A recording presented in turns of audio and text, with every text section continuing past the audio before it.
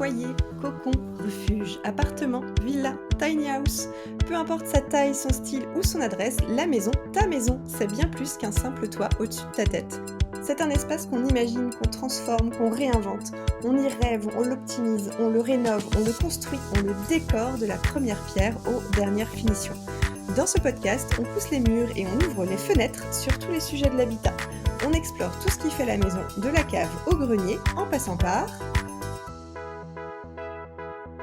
De la cave au grenier en passant par les placards. Et aujourd'hui, on reçoit Pauline et Florence. Bienvenue, vous allez bien? Oui, très bien, merci. Pauline et Florence, vous êtes home organizer. Alors, c'est un métier qui gagne en popularité grâce à des émissions qui sont sorties il y a quelques années. Et en même temps, c'est pas de la déco, c'est pas de la réno non plus. C'est un métier qui est relativement nouveau. Et on est content de vous recevoir parce qu'on va voilà, savoir plus ce que ça veut dire et comment ça marche. Donc bienvenue, sur le podcast Viving. Pauline, c'est toi qui vas démarrer. Est-ce que tu peux nous expliquer concrètement, c'est quoi Home Organizer? Oui, S'il te bien plaît. sûr. Alors, une home organizer ou un home organizer, il y a des hommes Il y a aussi, des hommes, OK. c'est un professionnel de l'organisation qui va, accompagner, les particuliers et les professionnels aussi, dans le tri, le désencombrement et le rangement de ces espaces de vie, de stockage, et de travail, quand, l'espace de travail peut être aussi à la maison. D'accord. Donc voilà, on l'accompagne dans le tri. Beaucoup, c'est la phase la plus grande en fait, c'est ce qui représente le plus en termes de temps dans l'émission. On accompagne les personnes à prendre conscience déjà de la quantité d'objets qu'ils possèdent D'accord. et on va les accompagner à, «se débarrasser» entre guillemets, de leurs objets, mais en conscience. D'accord, donc s'organiser et oui, ranger, trier, ça c'est vraiment vos domaines, Ouais, d'expertise. oui, vraiment. OK.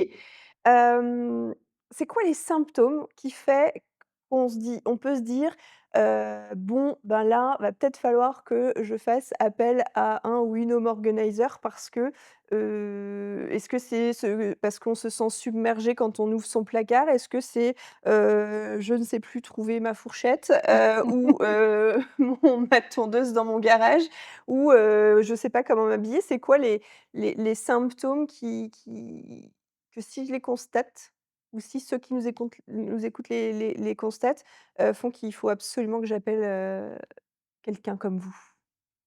Je pense qu'il peut y avoir différents symptômes, heu, parce que faire appel à une home organizer, voilà, ça peut découler de beaucoup de choses. Ça peut être suite à un burn-out, ça peut être, pendant un déménagement, ça peut être, avant l'arrivée, d'un enfant et ça peut être aussi parce qu'en fait, on se sent plus bien, chez soi. D'accord. Visuellement, il y a trop de bazar, il y a trop de choses, c'est trop encombré et du coup, on ne sait plus par où commencer. Souvent, c'est ça, c'est: «Je ne sais pas par où commencer, donc je fais appel à vous et j'ai besoin d'aide». Help. OK, donc vraiment ce sentiment, voilà, de trop peut-être? Oui, c'est ça. OK, Mmh. très bien. Hem Et est-ce que, si on veut organiser sa maison, je suis obligée de tout faire ma maison? Est-ce que, je peux faire, simplement, la pièce à bordel, par exemple? On a une pièce, avec un peu plus de bazar et on veut s'attaquer à celle-là d'abord. Est-ce que, on peut appeler juste pour son dressing? Ou, est-ce qu'on peut passer au crible toute la maison? Il y a des règles ou il y a peut-être un ordre ou, c'est vraiment en fonction des besoins? Il y a pas vraiment de règles, je dirais. De toute manière, on a toujours un appel découverte avec, les prospects D'accord. où, on va échanger avec eux. Ils vont poser leurs problématiques et ensuite une visite diagnostique qui va permettre que nous, en tant qu'home organizer et professionnels de l'organisation, on se rende compte vraiment de l'encombrement et comprendre les habitudes des personnes et ensuite on fixe un objectif. Et peut-être que l'objectif que la personne aura, ce sera pas forcément ce que nous, on va lui conseiller de commencer, par D'accord. exemple, par la cuisine ou par la chambre, voilà, c'est vraiment en fonction des personnes, mais on n'est pas obligé de faire toute la maison. Ça peut être un placard, ça peut être, une pièce, seulement, ça peut être juste le garage, voilà, Au aux besoin besoins? et en fonction de la problématique, Que peut-être de la qu'on peut personne. venir on peut vous faire venir pour, un placard et on va y prendre goût et en fait, on Tout à va, au fait, fur et à mesure c'est du ça, temps, ouais. faire un peu plus. Et du coup, Florence, est-ce que tu peux nous expliquer comment ça fonctionne? Donc, un premier appel, une visite diagnostique, comment ça se passe exactement, un accompagnement où voilà, j'ai, contacté, via, le site, Instagram ou téléphone et voilà, c'est quoi les étapes du 1er contact à se sentir bien chez soi, on va dire. Effectivement, ça va commencer par, la visite diagnostique qui va nous permettre de mieux comprendre les besoins et les habitudes du foyer. Parce D'accord. qu'il y a la personne qui nous appelle, mais il y a aussi toute la famille, qui est autour et qu'il faut prendre en considération. Pendant ce rendez-vous, on va pouvoir, observer les lieux, observer l'encombrement, observer les flux de circulation aussi. C'est D'accord. aussi ça aussi, c'est à prendre en compte, dans notre, diagnostic et puis, comprendre l'histoire de la famille. Comprendre, qu'est-ce qui se passe concrètement, comment c'est arrivé, pourquoi, est-ce qu'il y a eu, un accident de santé? Est-ce que c'est une naissance? Est-ce que c'est un déménagement? Est-ce que, finalement, ils sont partis du principe qu'ils étaient pas très organisés, ils ont pas trop essayé et puis les années ont Ils passé se sont achetés des boîtes, et mais ça marche pas. exactement, OK. généralement ceux-là, ils ont une collection Ouais, des belles de boîtes en boîtes. plus. Voilà, c'est vraiment, il y a mesurer l'encombrement, mesurer le travail physiquement, mais il y a aussi comprendre, les besoins et comme disait Pauline, fixer des objectifs. Donc il y a un côté très immatériel parce que du coup, on pense souvent home organizer à organisation et ranger des choses, Ouais. mais il y a pas que ça c'est ça? Non, non, pas du tout et justement, après cette phase de diagnostic, on va passer à la mission à 4 mains qui commence par la phase de tri et le nœud de notre métier, vraiment le cœur de notre métier, il est là, il est dans la phase de tri. Et c'est là où c'est vraiment important de rentrer dans le quotidien des gens, de comprendre, leurs envies, leurs besoins et de les prendre en considération. On va pas chez les gens pour trier à leur place ou on va pas chez les gens avec, une liste de critères de tri en leur disant: «Il faut avoir, vous êtes 4 dans la maison, il faut 4 fourchettes». Non, ça se passe pas C'est comme juste ça. 4 fourchettes en plus, Oui, ça fait quand un peu même. juste. On n'est pas minimaliste non plus. Non plus, OK. Donc ouais, c'est vraiment cette phase-là de tri qui va être au cœur de la mission. D'accord. Après finalement, l'organisation et le rangement, ça se fait très simplement. D'accord. Et c'est ça aussi qui permet, que ça dure dans le temps, c'est que, on va cheminer aussi avec eux dans vraiment, tout un processus d'interrogation en amont qui leur permet de comprendre de quoi ils ont besoin pour être bien et pour que ce soit pratique au quotidien. C'est pas nous qui venons avec des solutions toutes faites, c'est vraiment un travail sur mesure qui se fait, tous ensemble. Et en famille, parce que du coup, Pauline, tu l'as un petit peu dit, Florence, tu le disais aussi, ce côté, il y a la personne qui appelle, mais il y a des gens qui vivent autour, ils ont peut-être pas les mêmes ressentis. Il y a peut-être quelqu'un d'organisé, il y a peut-être quelqu'un de bordélique. Voilà, les enfants ont les jouets et cetera. Il y a vraiment toute l'analyse de la famille. Est-ce que tu peux nous en dire un petit peu plus? Effectivement, quand on intervient, on prend l'ensemble de la famille en considération. Alors, on a quand même un interlocuteur. Oui. Il y a effectivement des pièces qui sont, dédiées à une personne. Pour les dressings, généralement, c'est très simple, par exemple. Mais si on parle de chambre d'enfants, on en fait le tri avec les enfants dans la mesure où ils sont capables de le faire. D'accord. S'ils sont tout petits, bien sûr, on peut le faire avec la maman directement, mais dès qu'ils sont en âge de participer, c'est bien de les inclure dans ce processus. D'accord, donc vraiment le tri est au cœur de tout. On diagnostique, on fait l'objectif, on trie et quand qui dit tri, dit qu'on doit se séparer de Mmh. certaines choses. Comment on fait? Parce que finalement, il y a peut-être des choses dont j'aurais envie de me séparer, mais j'y arrive pas. Comment ça se passe? Est-ce que, ben, si, on n'en a pas besoin, on est obligé de s'en séparer? Ou, si on n'y arrive pas, on peut le garder quand même? Comment ça se passe cet attachement à certaines choses? Parce que ça peut être peut-être suite à un deuil ou des cadeaux. Ah, les cadeaux, plus ou moins moches d'ailleurs pour certains et qu'on a peut-être envie de se débarrasser, mais finalement on ne sait pas comment on gère ce côté-là. Ouais, bah, c'est vrai que souvent, souvent on nous appelle pour un problème d'organisation, mais très régulièrement, ce qui vient derrière, c'est, ou un problème de surconsommation Mmh. ou effectivement un souci d'attachement aux objets D'accord. et de non-tri, de mauvaise gestion du tri, d'incapacité en tout cas à se séparer de certaines choses. Et c'est là aussi tout l'intérêt de faire appel à quelqu'un de l'extérieur, parce que, on est là pour accompagner les gens, on est là surtout pour les amener à se questionner sur eux, sur leurs habitudes, sur pourquoi cet objet est là. Qu'est-ce qui fait que pour vous c'est difficile de vous en séparer? Généralement, il y a une histoire derrière.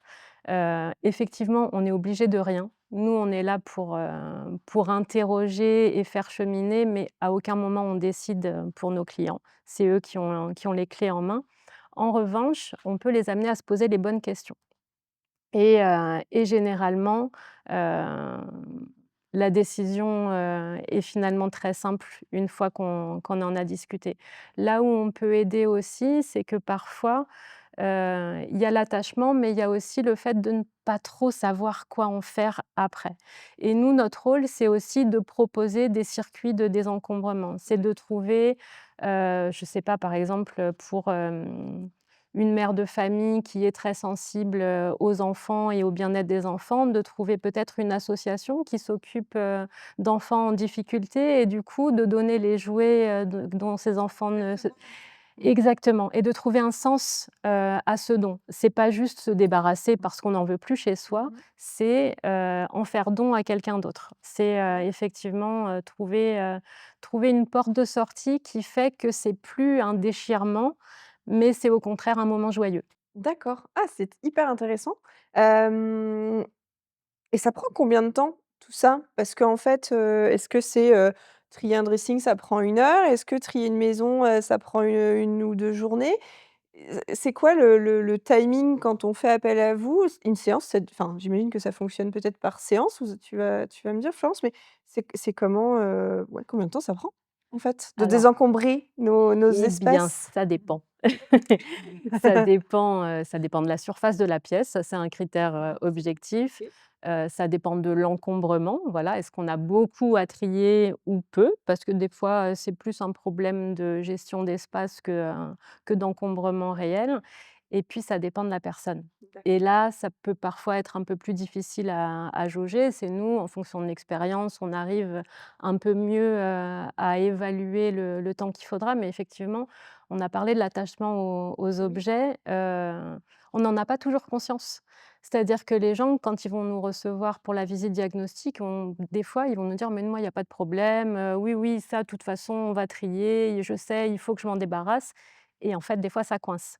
OK. Ça, on peut pas toujours le prévoir. On essaye, nous, en amont, de poser un maximum de questions pour, anticiper, le plus possible, mais ça dépend de l'énergie du jour aussi. Il y a des jours où, on est fatigué, on n'a pas envie, la veille, on était super motivés et tout excités à l'idée de la mission et puis finalement, Bah, ça marche pas. bah, ouais, ça marche pas ou c'est un jour un peu triste, j'en sais rien, un jour pluvieux des fois, ça dépend Ouais, il de pleut plein de choses. aujourd'hui. Ouais. Mais grosso modo, moi en tout cas personnellement, je travaille, qu'au forfait et au minimum une demi-journée. D'accord. Parce que, Oui, en c'est 1 heure on fait pas pas grand-chose. donc hyper intéressant. Donc le temps, ça va dépendre. Est-ce que Pauline, tu peux nous partager un exemple, un cas, qui t'est arrivé, qui était un peu marquant et qui pourrait donner un exemple concret à ceux qui nous écoutent de comment ça marche et de ce qu'on peut constater? Et peut-être que quelqu'un va se reconnaître, dans cette situation? Eh bien oui, dernièrement, enfin fin 2025, j'ai accompagné, une cliente, et du coup, lors de la visite diagnostic, quand je suis rentrée dans son appartement, je suis rentrée dans une pièce, où il n'y avait que des cartons D'accord. empilés.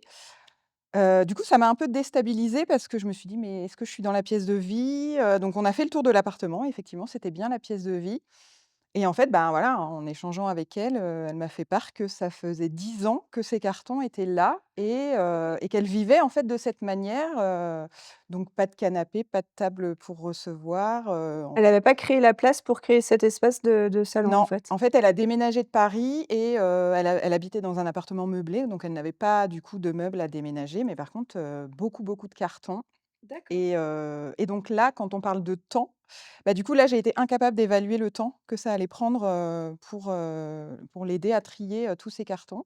Donc je lui ai proposé de commencer par 4 demi-journées. Alors, c'était une dame âgée, donc moi, je fonctionne, qu'en demi-journée D'accord. avec les personnes, Même une journée plus complète, âgées. ça doit être intense, même, C'est même très si on est intense, plus ouais. jeune, Oui, oui, oui, je oui, oui.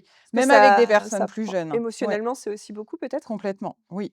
Donc 4 Et demi-journées? donc 4 demi-journées et la première demi-journée, je me suis dit: «Waouh, ça va être très, très long». En fait, elle voulait ouvrir donc tous les cartons, ça c'est normal, mais regarder chaque papier un par un et en fait, dans chaque carton, il n'y avait que des papiers, des magazines, des flyers parce que c'est quelqu'un qui va beaucoup dans les salons et tout, qui se renseigne beaucoup, qui s'est beaucoup formé. Donc beaucoup, beaucoup, beaucoup de papiers et donc je l'ai accompagnée 32 heures D'accord, et on n'a pas terminé. d'accord. Donc elle a souhaité faire une pause, parce que voilà, Tout à fait. émotionnellement, c'est compliqué, elle est, voilà, elle vit seule donc Et elle a réu et du coup, elle a réussi à se recréer un espace? Tu as quand même alors on a désencombré? quand même bien Enfin, en 32 avancé, heures, on a qu'est-ce quand que même ça bien représente, enfin, en avancé. nombre de cartons? Parce que des fois, c'est ça, on peut déménager, et en fait, on a une pièce où on empile les cartons parce qu'on se dit: «On verra ça plus tard» et puis le plus tard, il peut durer, bah, des semaines, mais des mois, voire, Bah là, bah, ça a des été années des années, oui. et et voilà, ça représente quoi en nombre de cartons peut-être ou Bah, j'ai pas compté les tu cartons, pas c'est vrai que compté? j'aurais peut-être dû. Non, mais je ne sais pas, c'était au cas où, on sait pas, ça Mais m'intéresse. voilà, j'ai au moins réussi à créer un chemin de circulation. On a quand même beaucoup avancé en 32 heures, mais voilà, c'est pour dire qu'en fonction des personnes, ça peut être, très, très long, J'imagine que c'est un cas plutôt oui, pas là, très c'est courant, vraiment c'est un vraiment cas pas très très intense courant, non, et pas effectivement, très courant et oui, en fait, on revient à ce que vous disiez au tout début, je ne sais plus laquelle de vous 2, mais le côté circulation. C'est-à-dire que quand c'est encombré, on peut ne pas se sentir bien, mais on peut ne pas circuler. Quand on ne circule pas, généralement, on ne se sent pas très bien dans sa maison. Donc, oh, c'est hyper intéressant, merci pour les partages. Hem, Si vous aviez un conseil à donner à quelqu'un qui a ce symptôme, qui se sent submergé, qui a acheté plein de boîtes, mais finalement, c'est pas mieux rangé, ce serait quoi, le conseil que vous donnez, Pauline puis Florence, à ces personnes qui nous écoutent? moi, je dirais, c'est, d'y aller petit à petit, de se fixer 15 minutes, alors peut-être pas par jour, mais au moins commencer par 15 minutes, de faire un tiroir, par exemple et de vraiment trier. On sort tout sur la table, tout ce qu'il y a dans ce tiroir, on sort tout et ce qui est cassé, les piles, par exemple, Ah, qui les sont piles, ah oui, ça, c'est un les truc. piles, les crayons qui marchent plus, qu'on va pas forcément aller jeter tout de suite à la poubelle, bah, là vraiment, on s'y met et souvent c'est assez addictif. Enfin après voilà, je suis Commencer home petit, je trouve qu'un organizer. tiroir, c'est bien, c'est Oui, petit. il faut OK. commencer petit. Si on n'est pas accompagné, tout sortir de son dressing, en fait, ça peut être très impressionnant. Merci Pauline, c'est hyper intéressant.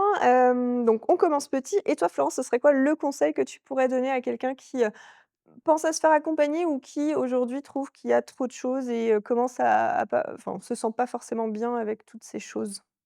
Eh bien, déjà, je dirais que tout le monde a le droit d'être bien, chez lui, que c'est pas normal d'être fatigué par sa maison. Sa maison, ça doit être un lieu refuge, et il existe des professionnels, de l'organisation, l'organisation, c'est comme tout, ça s'apprend, il y a des techniques, il y a des méthodes et les home organizers sont là pour aider les particuliers justement à gagner en compétences, et leur donner des conseils appropriés.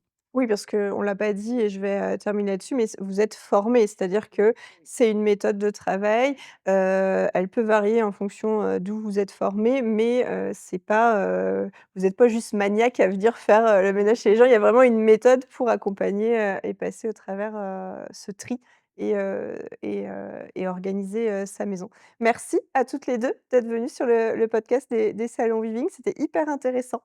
Merci Merci beaucoup. beaucoup. À bientôt. À bientôt. Merci d'avoir écouté ou regardé cet épisode. S'il t'a plu, tu peux aller mettre 5 étoiles sur ta plateforme d'écoute préférée. Tu peux aussi t'abonner pour ne pas manquer le prochain épisode qui arrive bientôt. Si tu as un projet pour ta maison ou ton appartement, tu peux demander à être mis en relation avec des professionnels locaux, des professionnels Viving qui pourront t'accompagner pour le réaliser. Pour cela, rien de plus simple, il te suffit de faire une demande sur le site viving.fr et tu seras recontacté. Retrouve le lien directement en description de cet épisode. Moi, je te dis à bientôt pour un prochain épisode.